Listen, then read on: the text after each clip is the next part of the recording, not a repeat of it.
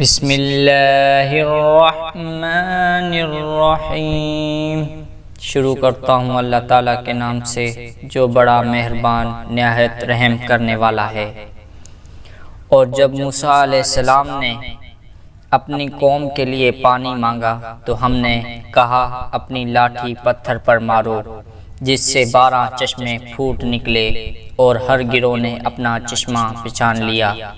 اور ہم نے کہہ دیا کہ اللہ تعالیٰ کے رزق کھاؤ پیو اور زمین میں فساد نہ کرتے پھرو۔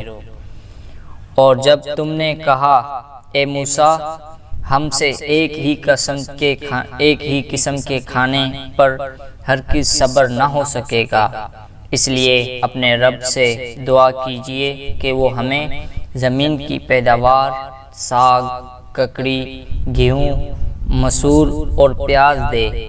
آپ نے فرمایا بہتر چیزوں کے بدلے ادانی چیزیں کیوں طلب کرتے ہو؟ اچھا شہر میں جاؤ، وہاں تمہاری چاہت کی یہ سب چیزیں ملیں گی۔ ان پر ذلت اور مسکینی ڈال دی گئی، اور اللہ کا عذاب غضب لے کر وہ لوٹے، یہ اس لیے کہ وہ اللہ تعالیٰ کی آیتوں کے ساتھ کفر کرتے تھے اور نبیوں کو ناحق قتل کرتے تھے۔ یہ ان کی نافرمانیوں اور زیادتیوں کا نتیجہ ہے۔